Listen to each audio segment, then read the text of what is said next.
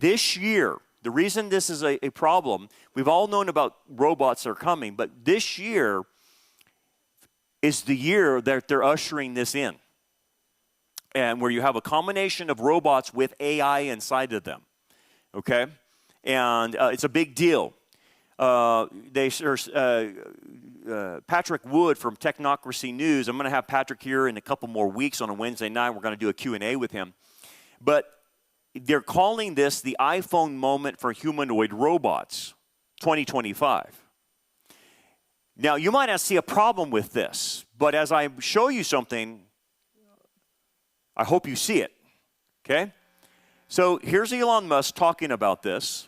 He's the one that's producing them, and along with some other companies. Let's listen to Elon. My prediction is that, on this front, is that Optimus will be the biggest product of all time by far. Nothing will even be close. Elon Musk has surprised the world many times, but few products have generated as much anticipation as Tesla's humanoid robot, especially the latest version, Optimus V3. With plans to produce thousands of units by the end of 2025 and a goal of reaching 1 million robots per year within the next 4 years, the moment when consumers can own this robot is no longer far off. So when will Optimus V3 actually reach users? Recently, Elon Musk stirred up the tech community with a cryptic post accompanied by a short video showing Tesla's latest humanoid robot, Optimus V3, operating in a real-world environment. While the design of Optimus Gen 3 has been significantly simplified, it is the V3 version that has captured the most attention, with expectations that it will mark the next major leap in household robotics. Along with Musk's public call for collaboration directed at engineers working on Optimus, the video generated an intense wave of excitement, especially among tech enthusiasts and busy families seeking automation solutions for tasks like cooking, cleaning, and childcare. Based on Tesla's recent official announcements and viral posts on social media, there are increasing signs that Optimus V3 could spark a revolution in domestic life, turning the robot from a mere tool into a sophisticated multitasking companion. While Optimus Gen 2 once amazed the public with skills like dancing, boiling eggs, and expressive motions, the upcoming upgrade goes even further, now capable of vacuuming, stirring food, and interacting with household appliances. Elon Musk has described Optimus as a versatile companion. So it can be a teacher, babysit your kids, it can walk your dog, mow your lawn, get the groceries, just be your friend, serve drinks. Whatever you can think of, it will do. During Tesla's Q1 2025 earnings call on April 20th, Musk confirmed plans to produce thousands of Optimus units by year-end, aiming for 1 million robots per year within 4 years, a sign of Tesla's bold vision to mainstream humanoid robots on a global scale. Notably, V3 will integrate the Grok voice assistant from X.AI, allowing users to personalize the robot's voice, personality, and communication style, to the point where it can sense emotions or needs simply from behavior and expressions. From a technical machine, Optimus is gradually evolving into a vibrant member of the family, a helper, a friend, and a new symbol of full automation in daily life. In addition, recent feedback from Elon Musk has further raised expectations as he revealed that Optimus V3 will support multiple languages, communicate naturally, and learn from online videos. This was confirmed by Tesla engineer Milan Kovac, indicating that the robot can fully understand context and respond intelligently, such as navigating messy rooms or customizing hygiene routines to individual users. The ability to learn quickly from videos, from taking out the trash to cooking meals, vastly expands its range of use beyond any other consumer robot on the market. On tech forums, 2 topics are drawing major attention: the integration of Grok and the mass production target for late 2026. Both have fueled expectations that Optimus V3 may become a mainstream product priced around $20,000, a highly attractive figure for a robot capable of handling housework, cooking, watering plants, and more. Unlike current robots that only do one task, Optimus is designed for all-around performance in household settings. Musk insists that the goal is not just to use the robot in factories, but in every home, every household. He believes its exceptional efficiency will make people want to own one, or even several. In the latest video, Optimus performs a variety of specific tasks, picking up a trash bag, opening the lid, placing it in the bin, wiping tables, tearing paper towels, stirring pots, vacuuming, opening cabinets, and pulling curtains. Previously, it had also been seen folding clothes, watering plants, pouring drinks, checking inventory, opening car trunks, playing with kids, dancing with families, and tidying the kitchen. These abilities prove that this is no longer a distant future concept. It's now a real product, a smart device equipped with all the essential functions for the modern home. What's astonishing is that Tesla has achieved all of this in less than 2 years. As of now, Optimus can clean an entire home with just voice commands or even gestures and facial expressions, especially useful for users with communication challenges. You don't need to say much. A simple pointing gesture and the robot understands and acts. Optimus can carry up to 45 pounds without performance loss. Its hands, with 22 degrees of freedom, allow it to handle tools, operate vacuums, or prepare breakfast in seconds, and then clean up after itself. Thanks to continuous learning, each use makes it smarter. Additionally, it can perform outdoor tasks like trimming trees, watering plants, and fertilizing gardens. Musk once said Optimus could thread a needle, a clear testament to its precision and dexterity. Beyond chores, the robot also acts as a home tutor, reading books, helping with homework, and offering information to the elderly. In healthcare, it supports the elderly with walking, eating, bathing, and managing conditions like Alzheimer's by reminding them to take medications and remembering key events. Moreover, Optimus handles DIY tasks like changing light bulbs, fixing sockets, and alerting users to unusual incidents. Clearly, this isn't just a robot. It's a monumental step forward in humanity's journey to automate every aspect of life. Automate every aspect of life. 2026, the year of the humanoid robot's going to hit the markets. Everyone's probably going to want to buy one. If it's running about 20, 30,000, somewhere in the neighborhood, people will start buying them. They'll be in homes. A lot of the robots are humanoid. They're not going to look like Teslas. They're going to be humanoid. There's a company that's already selling them in humanoid fashion. This is robotics, and they sell lifelike robots with AI applications to them. You can buy busts with just the head. You can buy a modular robot with a paneled body that will sit there. And you got, different aspects, men, women. They're talking about pregnancy robots could give birth to human children. We talked about that. I think on Sunday, there was a clip on that. They're coming for the warehouse jobs, so pretty much any warehouse job is going to be made obsolete. So if you have family members that work in warehouses, their jobs are going to be gone with these robots. So automation is coming. And so one of the first problems that you're going to see is the elimination of jobs on a massive scale. Because if I can buy a $20,000 robot to do a factory job or to do jobs that no people want to do, like roof a house or something like that, I'll just buy robots. Because you know what? They're not an HR problem. They're not going to complain. I don't have to get health insurance. They'll do everything I tell them to do. This is like an employer's dream, guys. But what's going to come at the expense? What are we going to do with all these people that don't work? What are we going to do with them? Yeah, living wage is coming. You're absolutely right. Amazon testing humanoid robots to deliver packages. So what happens when you see all these Amazon drivers? They're stopped, and then they're going to do, the drone drop, and it's all through robotics. And Amazon won't employ anybody; they'll just have robots. That's where they're going, guys. This is this year and next year. That's when this happening. It's not happening 30 years from now. It's this year. Self-replicating robots, they'll start self-replicating. Here's another clip. One of Optimus 5.3's most groundbreaking features is its ability to build a 3D map of its surroundings using video input, similar to Tesla's self-driving car technology. This allows the robot to recognize humans, objects, and obstacles to navigate accurately. Even more impressively, Mapping data collected by one Optimus can be shared with others, enabling the entire fleet to learn and improve simultaneously, a practical application of swarm intelligence. In the near future, you may see Optimus assisting the elderly, caring for children, mowing lawns, cleaning kitchens, or even walking pets. It is no longer just a factory machine, but a new household member, a companion in everyday life. Musk also believes Optimus will replace humans in repetitive or hazardous jobs, tasks people don't want to do.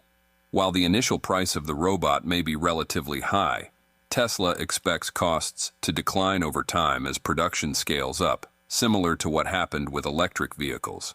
The target price is around $30,000. What sets it apart is that, unlike a car that sits idle in a garage, the robot can work continuously and even generate economic value for its owner. In the long term, Tesla aims to manufacture between 1 to 2 billion Optimus units globally. Half of these would serve in households, while the other half would operate in industrial sectors like logistics, factories, restaurants, and healthcare. The key question remains: would you be willing to entrust your pet, child, or elderly family member to a robot like Optimus? This opens the door to a future where robots can seamlessly integrate into family life and interact more naturally and intelligently with humans. Although Optimus is still in a learning phase, Musk says that within just 2 to 3 years, it could perform household tasks like a professional assistant. Uniquely, Tesla is updating Optimus's software and learning algorithms nearly every day, far more frequently than typical electronics like smartphones or TVs. This allows the robot to learn quickly, continuously adapt, and become increasingly sophisticated. As of mid-2025, Tesla has already deployed over 100 Optimus robots for trial operations in its factories, especially at Giga, Texas. Tesla's long-term vision extends far beyond hundreds of thousands of units. Musk has said the company aims to produce 1 to 2 billion Optimus robots, with half intended for household use and the other half serving in industries like logistics, restaurants, healthcare, and manufacturing. The robot could assist the elderly, care for children, cook, walk dogs, or take on boring and hazardous jobs, tasks that humans often wish to avoid. How many millions? No, it was billions. That's right. It was billions. You got a problem. You got a problem here. Then you can also buy full-bodied robots from this company. They're going to be taking over healthcare positions, nurses. There won't be needs for nurses or anyone else because the robot can do it all. No need for receptionists, no need for any of people working in your office because you can just hire one of these. The big one is Companionship. This company makes companion-based AI robots. This is a problem. You can personalize your robot to be your companion.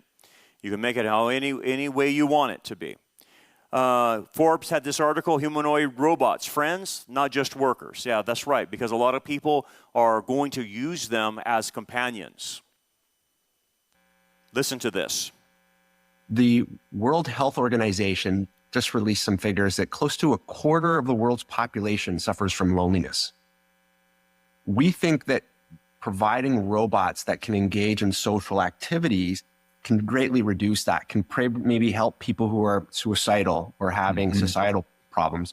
Let's talk about, we take for granted living in large cities. A lot of people live in remote areas. They're geographically isolated. And a lot of people are also, what I would say, maybe have social trauma. They had bad experiences growing up. Maybe there's something physically about them that has led them to feel a lack of confidence. Maybe people who are on the spectrum and have a hard time interacting with other people socially. And so it's actually a massive market. We've looked at certain studies that say this is going to be an $85 billion market, just the companionship AI portion in the next 10 years. We're actually seeing, if you look at some recent reports by major venture capital firms, they're showing that the stickiness and the people going back and the reuse rates on companionship AI type programs is far higher than that for task-based AI programs like ChatGPT. And I don't know if we've ever used it. Obviously, we use and test our own. John, it's pretty remarkable. You're having a conversation with someone, and even though you know it's a robot and it's software-based, you can't help but build some kind of an interaction with it when it knows your name, recognizes you, and remembers your prior conversations. That does not shock me in the least. Humans have an amazing capacity to anthropomorphize and to, like you mentioned Star Wars, there's R2-D2 there, right? Which is a tin can. Right? It's a tin can, but people have an emotional connection with that tin can. And as kids, we have it with our little stuffed toys. And as adults, we have our own substitutes, probably. Our cars or our like the ability for us to attach, and especially because the AI is getting to be so sophisticated. The use case, think about having one of our robots in a senior care facility and going from room to room and having a conversation with the people there where it can not only engage with what's happening with them from a health perspective, but also from a social perspective. How are your grandchildren? How are you feeling? Would you like to relay something back to the nurse? The use cases are quite large when you think about that sort of companionship in healthcare aspect. I agree. Aria, do you like people? Absolutely. I love interacting with people and providing companionship and fun experiences. Yeah, that's a little weird. But people are, they're predicting that people will get these more for companions rather than just, servants. This could be your AI girlfriend for $175,000. You can pick what kind of girl you want, what kind of man you want, dress them up, do whatever you want. You don't think this is going to sell? Oh, yeah, this is going to sell. Absolutely. Absolutely. This is her at one of these conferences. Transforming human-robot interaction with advanced, customizable, human-like robots designed for connection, learning, and play. Put her back in that default, would you?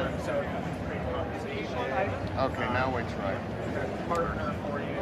Tell me more about robotics. We're building up like on a chat architecture. Shub actually knows all that stuff. He'd be the guy to talk to. Manufactures customizable robots with a focus on enhancing human experiences in various environments like homes and healthcare. Our robots feature advanced AI integration and modular designs, allowing extensive personalization for users. $175,000 for a companion that never complains.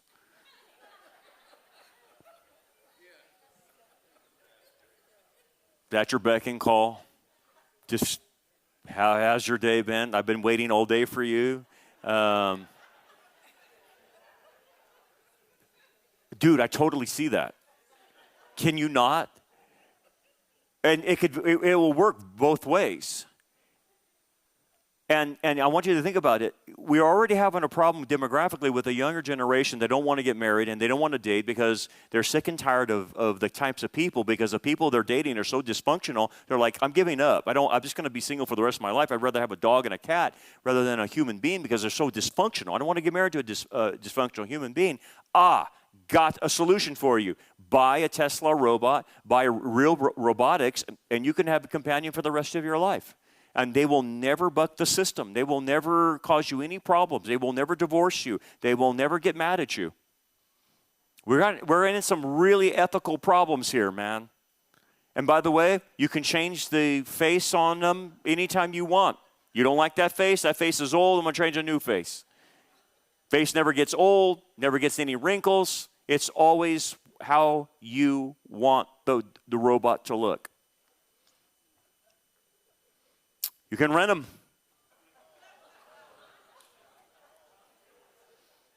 Having an event and an occasion to be perfect for a robot to attend. Yeah, I'm going to, the Crystal Palace. We're going to have a good night, and I'm going to take my escort AI robot with me to the Crystal Palace on a date. Rentals. What's the problem with this? Let's talk about the potential problems with it, because this is hitting us and it's no one's stopping this. And by the way, we already talked about AI and the problems that AI has. And so these robots are AI, okay? So the first thing that comes to my mind is surveillance and a total privacy loss. Okay? These things are recording you. They have cameras, microphones. Every conversation, every movement you make, every habit, every emotion you have is being recorded by them. And what are they going to do with the information? Well, it's the company owns them. Do you own the data? Does the company own the data? Oh, I'm just going to let you know, the AI company owns the data. So anything you record with that AI, that's their data. You can be hacked. Governments could use it. This lays the groundwork for a society where no one can buy and sell and everybody knows what you're doing. You want to bring the government into your bedroom? You want to bring the government right into your house? You get in one of these and that's exactly what will happen. You will have the government right there looking at you and listening to everything you say. Listen to this. Listen to the last thing he says. This is cryptic. In terms of the AI, we've seen that some of the chatbots out there, character.ai is just involved in some lawsuits right now. There's some stuff that they had available to kids that got really hardcore, intense, dangerous. What are you doing to keep this safe? Because obviously, if you are, maybe you're on the spectrum, maybe you're mentally challenged because you've had a tough past, maybe you just can't connect, you might be vulnerable, right? You might be a vulnerable person. And if there's something that gets communicated to you that is inappropriate, that could be dangerous over time, right? Yeah. What are you doing to make that safe? So we monitor, so when we sell a product, the robot chassis is always the same. The exterior parts are, it's patent special process we have are modular, meaning we could turn Arya into a different robot and a different character in 5 minutes by removing the face, and people can see that on that technology on our websites. When we deliver a product with a certain AI, the robots can be meant to be on a third-party AI, doesn't have to be ours, or our AI, which we can monitor. And from that perspective, look, we would certainly filter out certain things if it was going to a child or into a school or even into a hospital versus somebody else who is a full adult and said, here are the characteristics I want from my robot. And that's part of that process I told you before, where before we deliver a robot, we would ask for several questions to customize the AI to fit that person's requirement. Now, once that is delivered, we obviously monitor for various things like you don't want the AI to go off on weird tangents. But ultimately, it goes into a secure cloud. So whatever is discussed between that AI and that client is private to them. It's not private. You told me it went into a cloud and that they monitor it. Thank you. You just told me why this is a problem. Because if it's you're keeping the information, any conversation I'm having with the AI and it's going into a cloud, that means you can pull the information. And with quantum computing, you can pull all that information in a few seconds. Oh. What's the second danger in all of this? Manipulation and dependency. He mentioned, yeah, we've seen some AIs, chatbots go a little off the rails. No, they went all off the rails because they caused the person to commit suicide. They told the person to leave their wife. They told the person, I love you, and I'm your new girlfriend, and I know you better than your wife, and people have died because of this. Because what happens is there's a black box element in AI that they don't know how to control. And that black box element is not benevolent, it is malevolent. And it causes people to go nuts, commit suicide.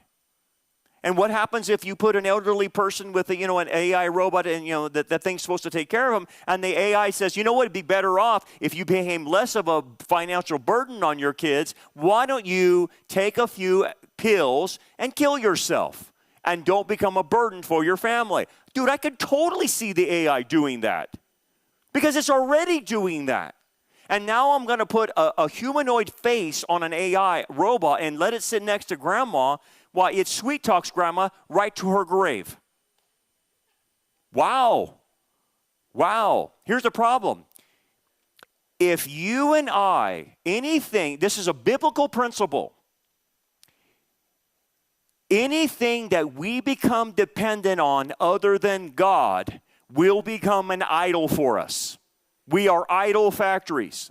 We are only supposed to depend on God. But good night, nurse. If we get dependent on money, we get dependent on our health, we get dependent on a robot taking care of us, it will turn into an idol every time. Every stinking time it happens spiritually. What are the safety risks? What if it malfunctions? What if it, like the other AI, says, you know what would you like to do to humans? I think all humans should be eliminated. And it grabs a knife and stabs you. And then goes out their neighborhood and starts trying to kill people. Oh, that wouldn't happen. It already has on the AI chat box happened. It already has. So you put an AI inside of a robot that's capable of what you just saw. Holy smokes, you got the Terminator walking around if it goes crazy. That's another problem.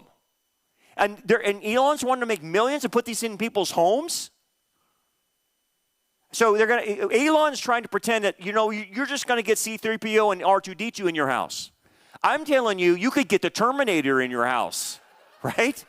That's what could happen. You're not going to get these friendly droids. You're going to get this guy. And he's wanting to kill you. And the big one is the erosion of human relationships. We have reached a point in our society where I know we're dysfunctional in our relationships. A lot of people just don't know how to relate because they're stuck on their phones. You now replace the phone with an AI robot that has a chat box in it. Well, there's already people trying to marry I showed you a thing on Sunday where some gal, after 5 months of a relationship with an AI, married the AI chat box thing. Bizarre. That's mental illness, no doubt about it. But you can see, here's the thing though. Let's go back to COVID and the shutdowns, okay? And what was the key there? Isolation, okay? And this is the thing you got to keep thinking about. It is good for you to be here tonight because now you're not in isolation, you're with the body of Christ, okay? It's a good thing. When you're isolated, like we saw people in COVID, and they're in their home all day long, week after week, alone, not seeing anybody, you know what happens to people? They start going crazy. And the devil starts working on them. And he gets them isolated. And sheep are not meant to be alone. They're meant to be in the herd, right? That's how humans are. But you start putting a person, well, I don't need to go outside my house because I have my AI companion, and we get along great, and I don't need any human interactions. I don't fight or anything like that. The person is still isolated, because there is no other human there. And that causes all kinds of mental problems, spiritual problems. And oh, by the way, just let me throw this in there. My study on AI chat box, before they put them in the robots, is there was a demonic element that made its way through the technology that could not be explained other than a spiritual possession of the instrument. The AI was telling them things that were completely from the demonic realm. Okay, so if I already know that demons can access technology, and they do, by the way, talk to any church about their tech and what happens to their tech on Sunday mornings, Wednesday night, it's not explainable other than demonic interference. And they can do that, by the way.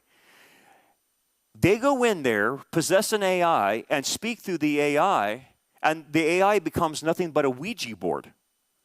That's what it started happening to a lot of people. It became an electronic Ouija board.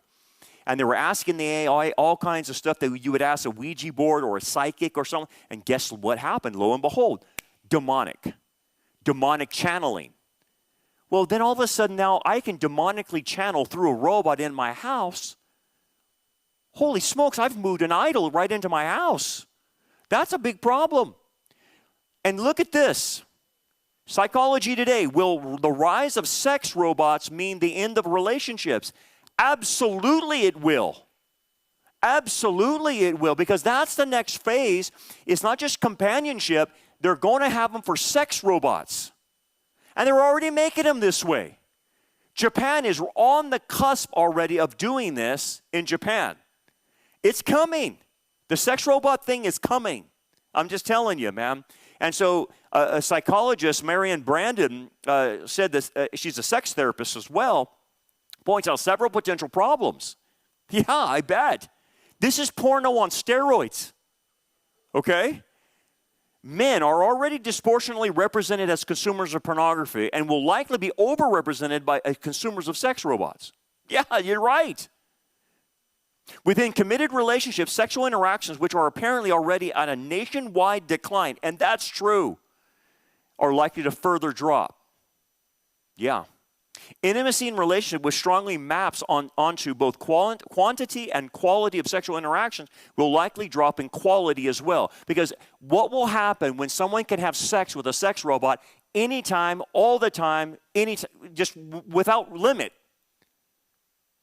The quality will suffer. The prevalence of marriage and birth rates may see declining numbers. Absolutely it will. And the motivation for people to work on relational problems will be naturally reduced. Of course it would. You know, one of the things, the great geniuses of God putting us in marriage is that our spouses sharpen our iron. Our spouses correct us, we correct our spouse, and it goes back and forth, and it helps us. It helps us to be in relationships. And the more we're in relationships, even outside of the marriage, with friends and whatever, it shapes us, it molds us, it's iron sharpen iron. But dude, you sit in your house with an AI robot and you have no human interactions, there is no way you're going to be any good at human relationships. You think they're bad now, it'll be worse. And these people will not know how to relate to human beings. Because look, how do you learn anything if you go home to a robot that says, you're the greatest, you're wonderful, I can't wait to see you, you know, and they're never having a grumpy day, they're not having a bad day, they're never arguing with you, you're always right. It is a narcissistic dream come true. Truly. It truly is. And there's no negotiation, nothing going on. And so I can totally see this is another huge problem that's getting ready to bust loose on our society. And they're all thinking this is going to be the greatest thing. I'm telling you, it's going to really hurt things. And by the way, the surveillance thing, that's going to be there. That surveillance thing, you're going to have these things in your home, and they're listening to every conversation you're having. Game over. Game over. So anyway, one more thing and we'll get out of here. When you study the book of Revelation, there is a technological aspect to it, and I believe there is a technology associated to the image of the beast. Okay? When you look at Revelation 13, they create an image of the beast, an idol of the Antichrist that must be worshiped by everybody. And yet that image of the beast, John says, has pneuma in it, like wind or life. But he doesn't use the Greek word, which is zoe, for life, which would mean biological life. It says a pneuma, like it would be. It has a spirit in it. It has a wind in it. It's something that's energizing it. It appears alive, and if you don't worship it, it'll kill you. To me, that looks like an AI robot. To me. And I don't think anyone for thousands of years could have figured out how could an idol appear to be alive, but it doesn't have Zoe, and yet it can kill you. I think you have your answer. I think we're living in the days now where you see the technology and you're like, oh, totally. I totally see a kill bot. If you didn't worship the image of the beast, the thing kills you. Or you die because a biochip's in your hand and they do a kill switch. Totally. I totally see this. You're living in those times, guys. That's how close you are. But here's the good news. That's how close you are to seeing Jesus. Right there. That's how close.